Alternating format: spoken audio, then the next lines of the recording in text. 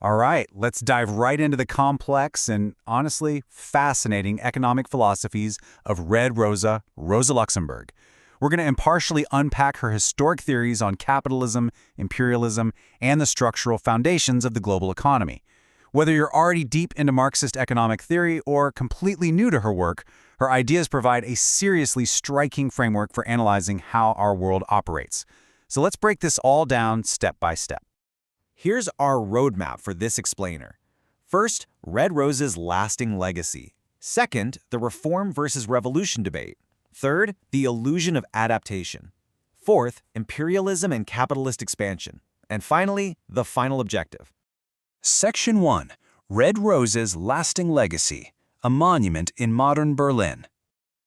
Grounding this monumental historical figure in the present is actually pretty easy. If you step right outside the U-Bahn in the Mitte district of Berlin today, right at Rosa Luxemburg Platz, you'll find 60 bronze quotes embedded straight into the ground. Residents literally step over these quiet, everyday memorials to Red Rosa and her revolutionary zeal. It's just a brilliant, daily reminder of her immense impact on 20th century political thought. And the quote we're looking at here perfectly captures her core intellectual defiance.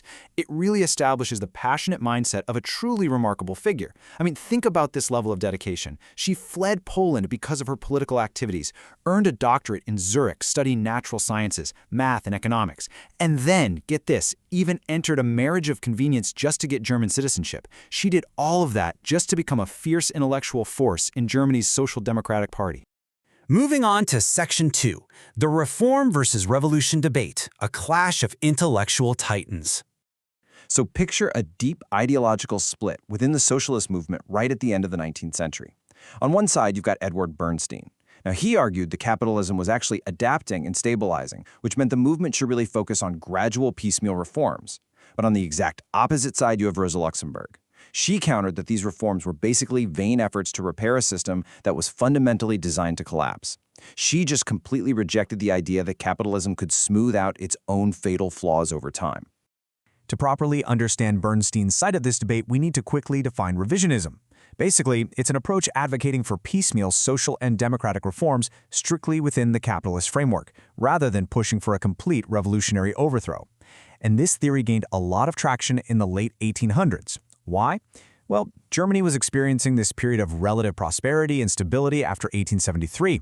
Living standards were gradually ticking up, trade unions were getting stronger, and so this reformist path started looking very appealing to a lot of people. Bernstein summed up his whole view with this famous statement: "The final goal, no matter what it is nothing. The movement is everything." He genuinely thought that the daily trade union activities and parliamentary gains were the end goals themselves, while Luxemburg fiercely rebutted this. To her, stripping away the final goal of total social transformation meant the labor movement was just spinning its wheels. It was transforming from a genuine class struggle into a vain effort to just patch up the existing order. That brings us to Section 3, the illusion of adaptation, treating the symptoms. Bernstein really based his theory of capitalism's survival on three main mechanisms of adaptation. Those were the development of the credit system, the rise of cartels and employers' organizations, and the tenacity and growth of the middle classes. He truly believed these economic tools would act as sort of shock absorbers, smoothing out the chaos of the market and preventing massive economic crises. But Luxemburg, she flipped this argument completely on its head. Let's look at the credit system, for example. Bernstein said credit adapts and stabilizes the economy, right? Well, Luxemburg asserted that credit doesn't suppress crises at all. It actually accelerates them. She argued that credit stretches production limits to an absolute extreme, which fuels massive overproduction. And what happens when a crisis finally hits? The credit just immediately melts away at the very first sign of trouble. That paralyzes exchange and makes the economic crisis way more violent and destructive than it ever would have been without it. She summarized her absolute dismissal of Bernstein's ideas with this remarkably colorful metaphor: pouring bottles of social reformist lemonade into the sea of capitalist bitterness. What a phrase, right? By this, she meant that trying to use things like cartels or minor legislative reforms to fix the deep systemic contradictions of capitalism is just an absurd utopian fantasy. It merely treats the symptoms while the underlying disease continues to ravage the whole system. All right, Section 4, Imperialism and Capitalist Expansion, the Spatial Drive. Here's where we see a truly fascinating theoretical divergence between two major thinkers, something she explored deeply in her major work, The Accumulation of Capital. While Karl Marx focused heavily on the dimension of time, specifically how abstract universal labor time dictates value and exploits the worker within an isolated, closed capitalist system, Luxemburg shifted the focus to the dimension of space. She theorized that capitalism's survival actually relies fundamentally on the physical space and the new territories it can consume outside of its own borders. Basically, Luxemburg believed capitalism is entirely incapable of surviving on its own as a closed system. Almost like a giant kraken, to keep growing, it requires the forceful and often violent consumption of non-capitalist environments and communal formations. In her framework, imperialism isn't just some bad political policy choice, it is an absolute economic necessity for capital accumulation. The system literally has to keep absorbing the outside world just to stay alive. So it all comes down to realizing surplus value. To put that in plain terms, within a purely capitalist society, the domestic workers and capitalists simply cannot afford to buy all the goods this system constantly overproduces.